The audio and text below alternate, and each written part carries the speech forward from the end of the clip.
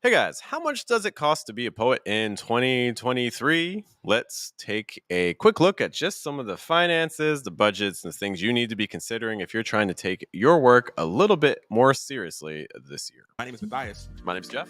Welcome to Versus Live. Why write poetry? The poem is done. Like, what was the point here? I also don't know where this poem is going. Poetry's very love-hate. The worst possible thing is them just saying no.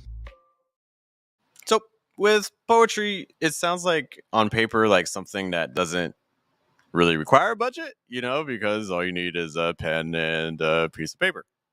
There's all stories like people writing on envelopes, people writing on like napkins at like restaurants and things like that.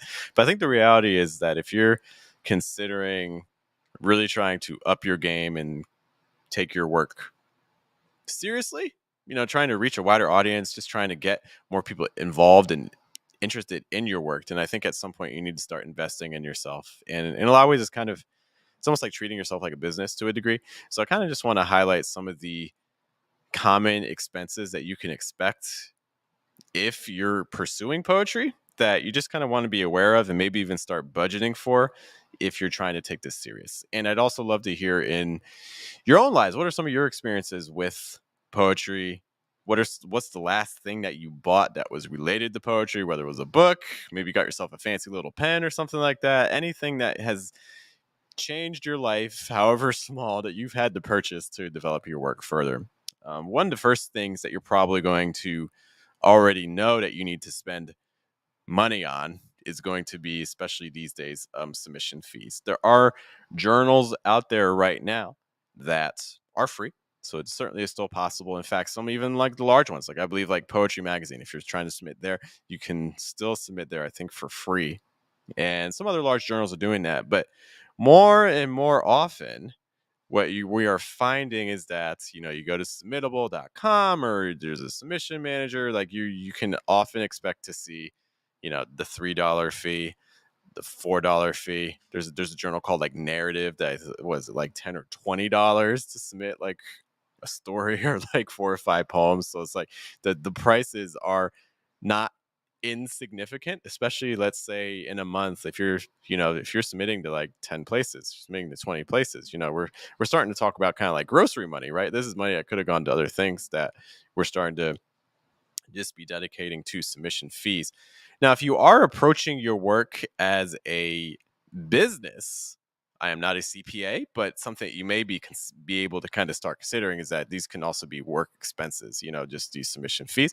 But if that's not something that you're comfortable with in terms of like discussing taxes and things like that, obviously I don't want you to be kind of talk to an accountant to get better information about things you can write off and things you can't. But there may be some opportunities there. Also, with regards to travel, if you get accepted into a retreat or something like that, and it's something that you need to physically go to, then something you need to watch out for is you need to make sure you got the you might be able to write that off and things like that. These are things to consider. Always, I think it's time to consider our work more of a business. But submission fees again, and that's just to submit regular poems. There are other situations too. For instance, if you're trying to submit to even once you start talking about contests, once you start talking about sorry, you might hear an echo in the background. Just a note, you need to check the audio. But submitting a contest, you can often expect that to be $10, $15, $20. Another thing I want to kind of go over with you guys together is going through programs. So for instance, like MFA programs and things like that. So like if you're MFA is such a common route now, right? A lot of people, even like right out of undergrad, the first thing they want to do is they want to submit to MFA programs. They just want to get that MFA right away. But these are things that do cost money. These things are not cheap. Let's take a quick look at what some of those costs are if that's something that you're going to be doing. And give me a second. I want to share my screen with you guys. Ooh, this would be definitely much more helpful if I had a second screen. 1 sec. Okay, sorry for the infinite window you may see. So we're taking a look just at some programs. So for instance, some programs, if you're considering an MFA, Some programs are fully funded. That means that when you join them, they cover everything. Tuition costs, room and board. The one thing often, though, is that you are expected to teach, so you'll kind of be like an adjunct of sorts. But for instance, one of those programs is, for instance, if you're watching here live from Columbus, the MFA program at Ohio State actually is a fully funded program. So all those things are free. So that's definitely a place that you want to take a look at. So again, if you just go MFA, OSU, you can get more information on that. Another very large program that is fully funded would be the University of Michigan. It's the Helen Zell Writers Program. Again, you'll be kind of expected to teach. It's also a 2-year program, but it is fully funded. The problem with these programs is because they're fully funded, they become super competitive. So you're going to be, you're going to want to make sure that the portfolio that you send them is of a very high caliber. But let's say you're applying to kind of just more traditional schools. So for instance, this is Warren Wilson. Warren Wilson is a pretty famous low residency program, low res in the sense you don't have to be there all year round. You just need to be there for a couple of weeks throughout the year. And I think it's usually like 5 or 10 day residencies that you're there for at a time. But these things aren't cheap. So for Warren Wilson, one thing we can see here, the semester tuition, you're talking about almost $10,000. Okay. And then in addition to that, there's a $600 fee just for room and board. And there's some other costs. I mean, obviously travel and things like that. So, you're talking about, this is just for a semester. And if you're there for 4 semesters, so now you're looking at, $40,000. Not cheap. Another program. So for instance, another popular program would be Randolph MFA. Randolph, what are they charging? So for an MFA student there, you're looking at $8,000. That's your $8,000 to $9,000. Then there's a student fee. There's a residence fee. So basically, one semester, again, you're paying almost $10,000. You graduate. Congratulations. You get your MFA and you owe us $40,000.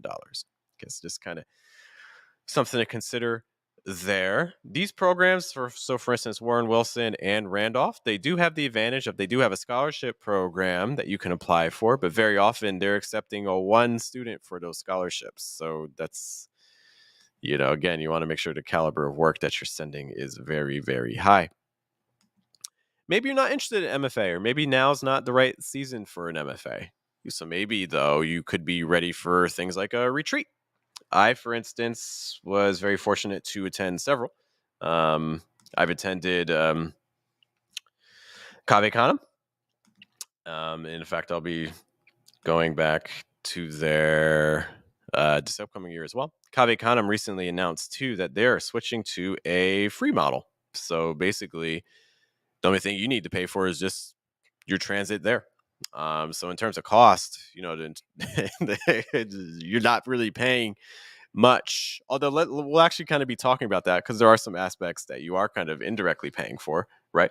So for instance, if you're going to these places, you're paying for transit, but you're also paying for time off of work, right? Maybe you were saving your vacation time, but now you need to use that vacation time for that time when you're at the retreat. So now you get back home and you don't have any vacation time left, or things like that. Or maybe you're like me and you're just kind of your own little business freelancing. So if I'm not working, I'm just not getting paid. So yeah, I'll go there for a week and I'll enjoy it, but I'm not getting paid for anything, and I'm never going to get comped for that.